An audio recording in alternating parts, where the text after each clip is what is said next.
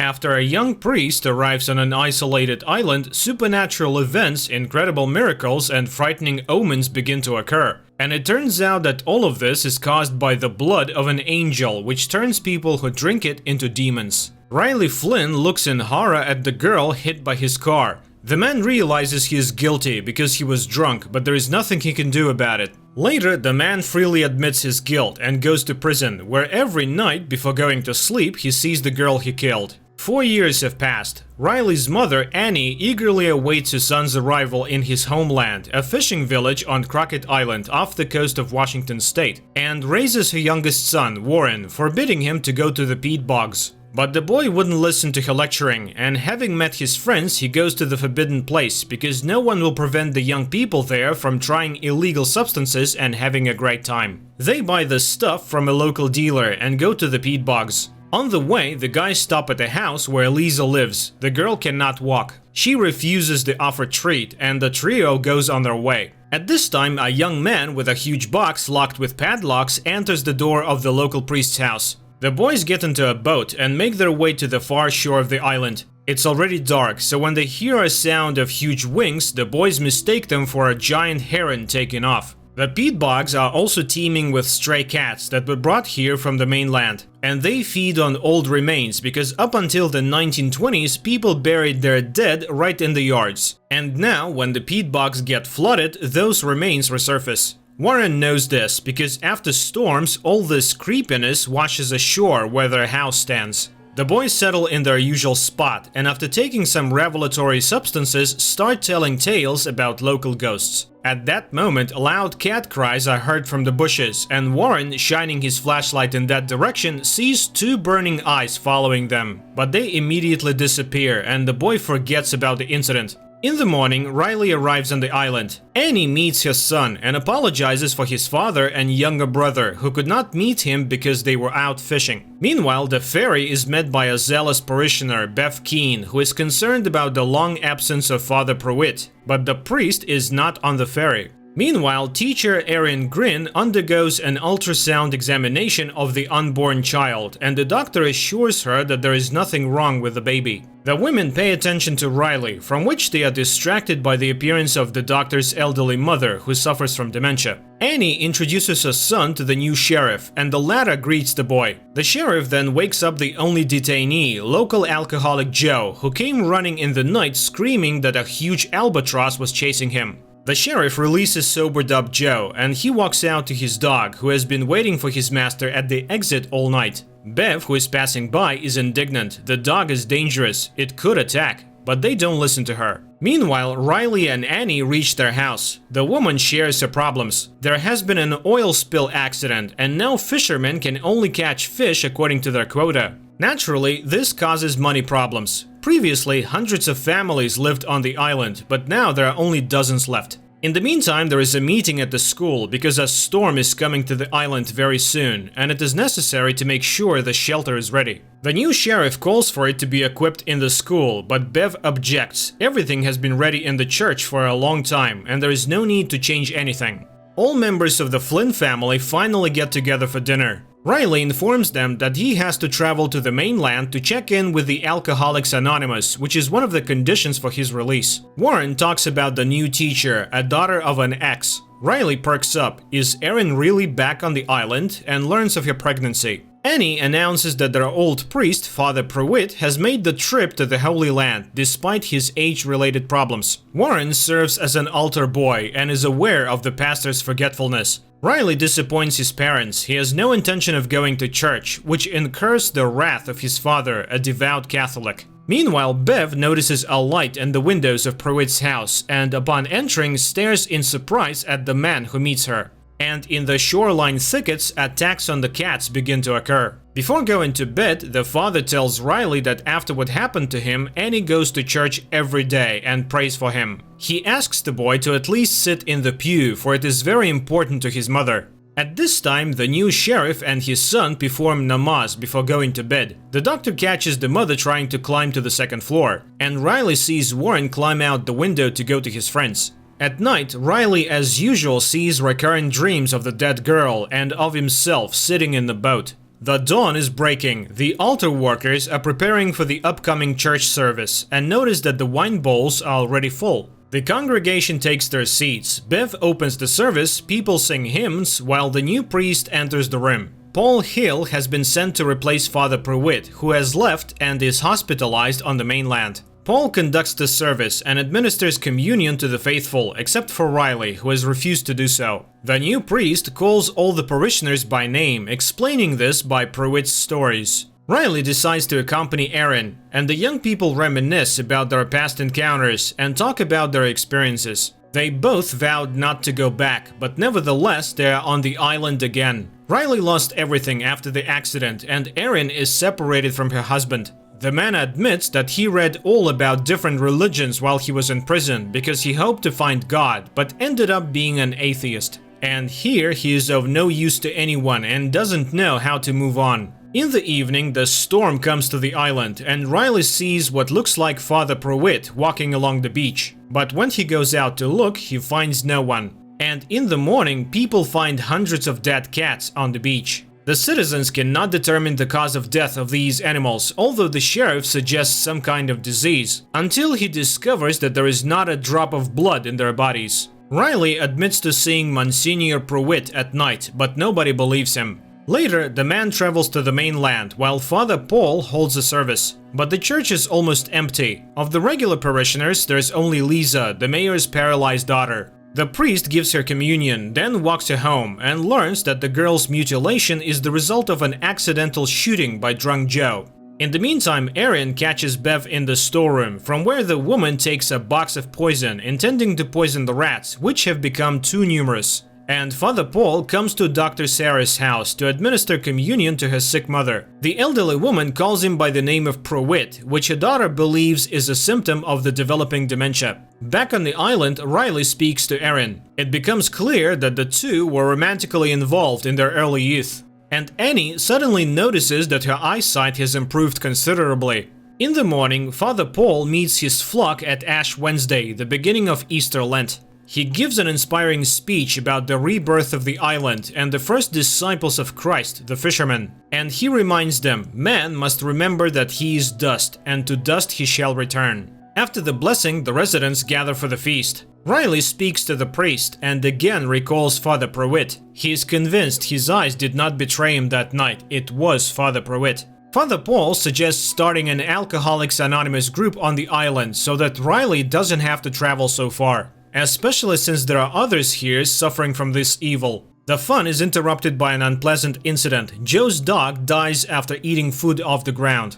A new morning arrives. Riley goes out fishing with his father because the father has a bad back. Meanwhile, the sheriff goes to the school pantry, where Bev confesses that she left poison in some parts of the island and the dog really could have died from it. But it was unintentional, and anyone could have taken the poison. In the evening, Riley visits Father Paul and reveals that Bev has extorted donations for the church from the parishioners after convincing them to accept an agreement with the oil company that poisoned the waters of the bay and to receive generous compensation. And it's the same story everywhere else in the world. Villages are getting poorer and churches are getting more luxurious. The father reminds Riley that he was once a believer. And the boy expresses his contempt for the doctrine of good deity because the idea that suffering leads to purification is appalling. At night, Erin sees a mysterious creature near her house and, noticing the bloody discharge, rushes to the doctor. But Sarah reassures the woman there is nothing wrong with her baby. Later, she has to convince the frightened mother that she just imagined a face in the window.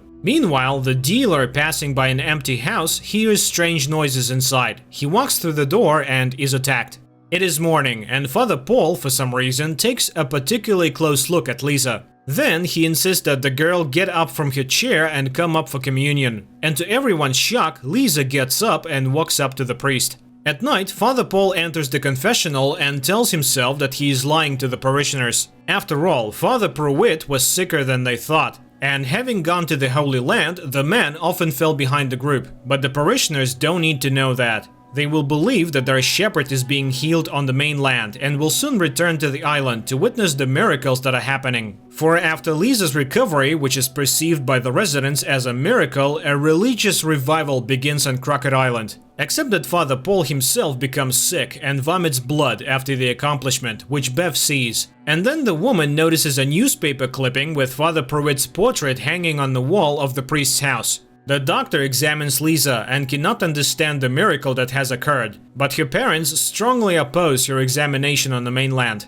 And later, the woman finds her mother on the second floor of the house, to which she climbed on her own, although she has not been able to walk for a long time. Meanwhile, suffering people begin to converge on the church, which pleases Bev immensely, but displeases Father Paul. He doesn't need the publicity, especially since many, including Riley, think it's a misdiagnosis by doctors. But that same evening, a miracle happens to his father. The man suddenly stops having back pain and even asks his wife to dance. At this time, Lisa summons Warren and the couple runs off to have fun, and Riley goes to Erin. More and more parishioners come to the morning mass. And one day, Warren catches Father Paul pouring some kind of liquid into the wine, and during the sermon, the priest suddenly collapses without feeling. The story shifts to the time of Father Paul's confession, in which he tells the true story of Monsignor Pruitt. After a visit to Jerusalem near Damascus, he was caught in a sandstorm and took refuge in ancient ruins. This is where Father Paul comes to his senses. He is examined by Sarah, though the man is against any intervention. Meanwhile, the sheriff finds a Bible in his son Ali's possession.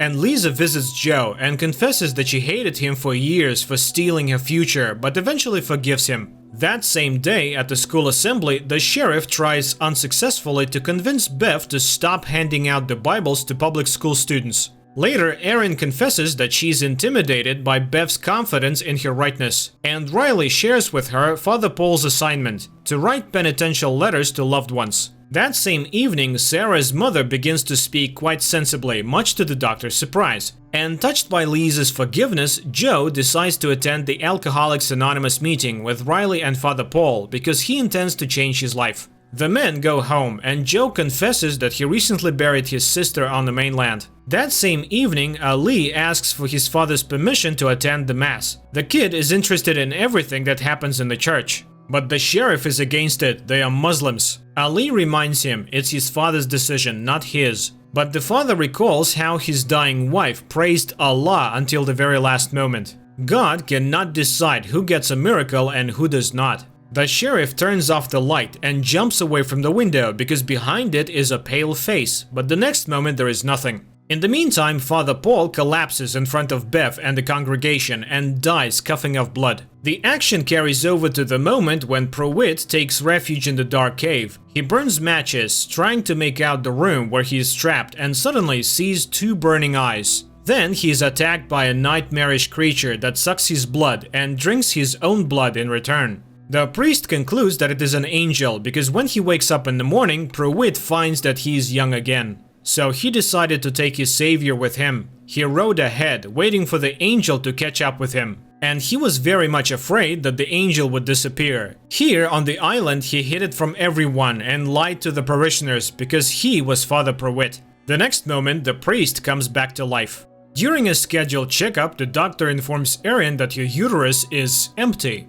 It was probably a miscarriage. The woman is shocked. How could she not have noticed it at such a late stage? Meanwhile, Bev cancels the mass, and her assistant notices the incredible resemblance between Father Paul and Monsignor Pruitt. She is convinced of the miracle, and the others are simply frightened. Bev enters the priest's room and discovers that he cannot stand the light. It is also as if he can feel God inside him. Bev persuades him to manifest the miracle to his new apostles. Riley notices an improvement in his father's well-being, and the father confesses his unjust anger towards his son and asks for forgiveness for his omissions. Meanwhile, Sarah is collecting Erin's tests when her mother enters the office. She answers her daughter's questions confidently and looks much better than before. And then Sarah sees the blood in the test tube begin to boil in the sun and burn to the ground. In the meantime, distraught, Erin spends the day with Riley, mourning her unborn child and discussing their childhood. She resents her mother, who was a real dictator and never loved her daughter. And then she managed to marry her mother's mental double, which only her pregnancy saved her from. She just packed up and left. Then Riley recounts his dream. At this time, Father Paul is reciting prayers, which makes him sick, and then he notices the mark of the cross on his hand. He cuts his hand and drinks his blood. Joe tries to talk himself out of buying alcohol, and he succeeds with great difficulty. At night, Father Paul holds an evening communion at the house of the doctor's elderly mother, Mildred, who recognizes him as Monsignor Pruitt. Meanwhile, Riley and Erin talk about their ideas of the afterlife and the basics of religion, after which they feel better. That same evening, Joe stops by Father Paul's house and witnesses Father Paul drinking communion wine. Joe looks at the portrait of Pruitt on the wall. Father Paul looks very much like him. The priest embraces Joe, who pulls away, falls, and smashes his head. Seeing the blood, the priest loses his mind and takes to drinking it. In the morning, Riley explains that his dream has changed. Erin has appeared in it, and the woman is sent to the mainland to another doctor. Meanwhile, Bev discovers Joe's dead body and exhausted Father Paul. She asks the mayor's wife to sing hymns, and she herself orders a couple of parishioners to dispose of the corpse. Bev believes that the priest's actions are justified and that his resurrection is a foreshadowing of Christ's second coming. At this time, Erin hears an expert opinion of the doctor, who doubts that the pregnancy was real. By evening, Father Paul feels good again. He holds an Alcoholic Anonymous meeting, explaining Joe's absence by his trip to see his sister. But Riley knows that this is not true and leaves the meeting confused. When he arrives home, he tells his mother about the priest's lies. At night, Father Paul is visited by Angel, who begins to fill the goblet with his blood, while Riley, determined to deal with it, returns to the recreation center. He opens the doors and is attacked by Angel. In the morning, Sarah's mother impresses her daughter with her blooming appearance, and the sheriff is approached by the mother of the missing dealer, who asks him to track down her son. Meanwhile, the parishioners are informed that the mass has been postponed until midnight due to Father Paul's illness, and the startled people view Mildred, who is considerably younger. Erin, concerned about Riley's sudden disappearance, files a missing persons report with the sheriff, but the latter suggests that Riley may have gone on a binge or committed suicide. At Good Friday Mass, Father Paul delivers a sermon replete with militaristic rhetoric, urging the congregation to prepare for war as soldiers in the Lord's army. This sermon upsets Mildred, who forbids her daughter to attend the church any further. At night, Erin is visited by Riley, who asks her to go on a boat with him.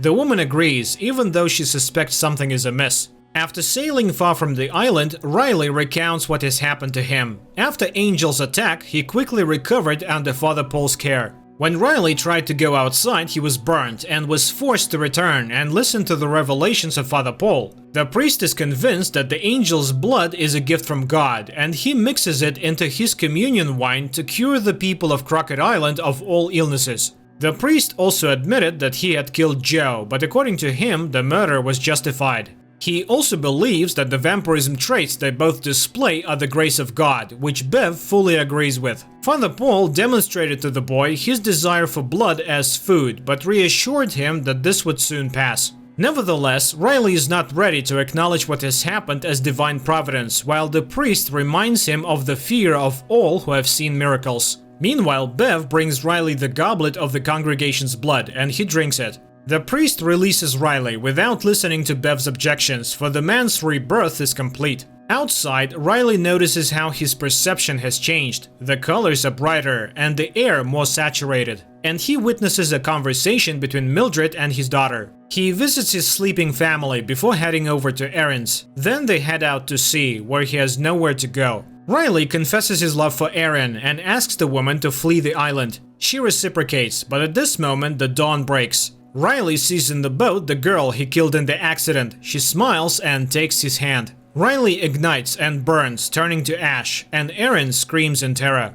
The relatives find Riley's letters, while Erin returns to the island and tells Sarah about what is happening in the city. The doctor shows how her blood samples are vaporized by the sunlight and shows rejuvenated Mildred. At this time, Paul confesses to Bev that he senses Riley's death. But the woman reassures him that the boy, having received a great gift, has chosen his own path. She reminds him of Judah, who was also part of God's plan. Sarah shares with Erin and Mildred her theory that Father Paul is spreading a miracle-creating virus through communion wine. This would also explain the missing pregnancy. After all, it is a foreign element in the body, which the virus has decided to deal with dramatically. At this time, Ben brings his son's letters to Father Paul. He senses that something bad has happened. One of the letters is addressed to his father, and Ben asks him to give it to the Monsignor. After Ben leaves, Paul opens the letter and receives a quote, a reminder that they are all ashes, and to dust they shall return.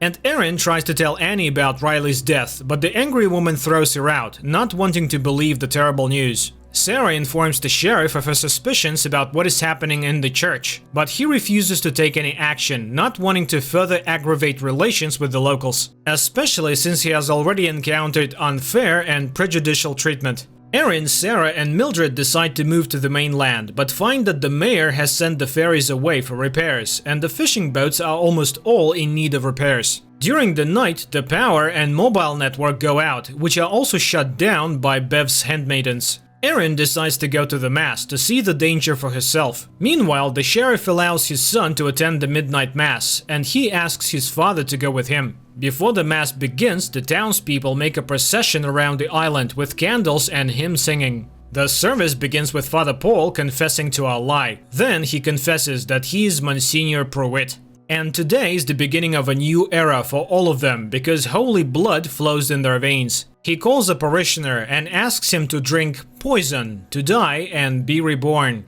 The man drinks it and drops dead. When some people see this, they rush to the exit, but the angel in shining garb stands in the doorway. The creature reaches the dais and spreads his wings to the astonished gaps of the people. And then the dead man comes to life and gets to his feet. Bev and her assistants bring out cups of poison and hand them out to everyone present. The sheriff tries to take Ali away, but the boy pulls out his hand. He wants to stay with God. That is when the policeman pulls out his gun, but the congregation rushes at him and throws him to the floor. The boy, in spite of his father's screams, drinks the poison. Lisa's parents do the same, but the girl refuses. Unimaginable things are happening all around. Some are drinking the poison, the others are pushing the cups away. Then Mildred raises the sheriff's gun and shoots Father Paul in the head. A vampire attacks her and carries her away in his claws from the church. Bev orders the doors to be locked. Meanwhile, Ali comes back to life. The dead parishioners are resurrected as vampires, and hungry attack those who have not drunk the poison.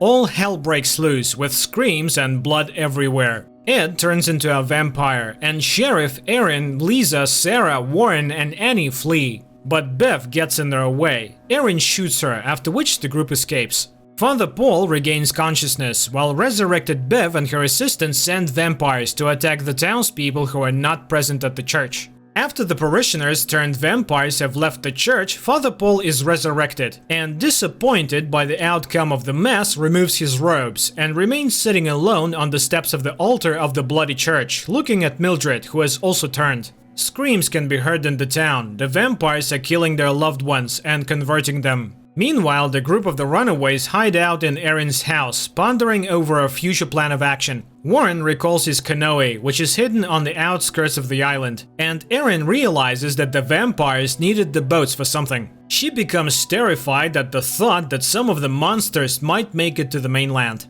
Suddenly, a burning bottle flies in through the window, setting the house on fire. It is Bev. She wants to settle the score with Erin, who shot her. To allow the group to escape, Annie distracts the attackers by exposing Bev's motives. She is just jealous that God loves everyone without singling her out. Bev, who is always so right and so good, must be furious. Then Annie commits suicide by seducing the vampires with her blood. Meanwhile, John Pruitt recalls his affair with Mildred, which resulted in the birth of Sarah, who was forced to live with her fake father, as such circumstances were unacceptable for the pastor. The priest admits that the main reason for bringing Angel to the island was his desire to cure Mildred and live in peace with her and his daughter as a full family. The survivors decide to split up. The adults go to burn the boats prepared by the vampires to leave for the mainland to spread vampirism, while Lisa and Warren flee toward the peat bogs, where the younger Flint's canoe is stored. Along the way, they encounter other vampires more than once, attacking innocent people who have not attended the midnight mass. Drunk on blood, Bev proposes not to extinguish the house, but instead to burn every building on the island, following the biblical story of the end of the world and the Ark, which will be the building of the rehabilitation center. She and her assistant go to burn the city, unaware that some converts who have not lost their reason and morals refuse to kill. Among them are Riley's parents, who find each other in the middle of the night. The sheriff, Erin, and Sarah, meanwhile, set fire to the boats. And Lisa and Warren hide in an abandoned house, unaware that they have entered the lair of the beast. The girl lights a match and sees the angel drinking blood of the man dragged into the house. Lisa shoots the monster, but he's so engrossed in what he's doing that he doesn't even notice them. Then Lisa douses the room with fuel, and walking out the door, they set fire to the house, but the angel breaks free and flies off into the night. At this time, Bev has already prepared a center for the converts to wait out the dawn and calls them out with the sound of a bell. She quotes statements about the Ark, but Pruitt abandons her idea and is unwilling to be the leader of the converts. Bev reports that the boats are burned, while Lisa and Warren mentally say goodbye to their families and get into their canoe. Bev takes command and throws the atheist convert out of the Ark, mocking his desire to save himself with the believers. Monsignor, on the other hand, invites the man to stay in the church, for God loves everyone, regardless of their views, because everyone is worthy of salvation. But once inside the church, John sees Sarah, who is going to burn everything with kerosene and a lighter. He confesses that he is her father and regrets that he didn't get to know her better. But at that moment, one of Bev's underlings shoots Sarah. Enraged, Pruitt attacks him, wanting to kill him, but stops himself in time, remembering who he is and where he is. John tries to save Sarah and lets her drink his blood to turn her into a vampire, but she spits it back out, wanting to die human. John and Mildred mourn their daughter's death. They take her body, burn the church, and leave for the bridge by the river, a memorable place where Sarah often played as a child. Meanwhile, the walls of the rehab center are doused with kerosene by the surviving sheriff. Bev mocks the sheriff's religion and shoots him, and Erin emerges from the building, spilling kerosene inside, but is picked up by a flying vampire, taking her aside and gnawing at her neck. But then Ali picks up the lighter and throws it into the building. Bev takes another shot at the sheriff, but his son rushes to the man and takes him away. Realizing that there are no more places to wait out the dawn, the converts disperse, wanting to spend their last moments with their loved ones. Slowly dying, Erin shreds the wings of the blood-sucking vampire with a knife, after which the vampire struggles to rise into the air. He is spotted by Lisa and Warren, who are watching the shore from the boat, and they note the monster's slow speed and that he is unlikely to make it to the mainland before dawn. Erin dies looking up at the stars and remembering Riley. Bev leaves to meet the dawn on the beach. The wounded sheriff and his son also go to the shore, where together they begin to pray, adhering to their native religion. Monsignor Pruitt and Mildred sit on the bridge holding Sarah's body. The father renounces the church and begs his beloved for forgiveness. Finally, dawn breaks. Ali burns in the sunlight, sitting by his father's dead body. Desperate, Bev tries to dig a shelter in the sand and burns up in hysterics. Riley's parents, in a crowd of similarly converted people, greet the dawn by singing hymns praising the Lord. All the islanders burn, while Pruitt and Mildred kiss against the rising sun. The only survivors, Lisa and Warren, watch the fire. Suddenly, the girl confesses that she can no longer feel her legs. And that's the end of the series. Write in the comments what you think of this series.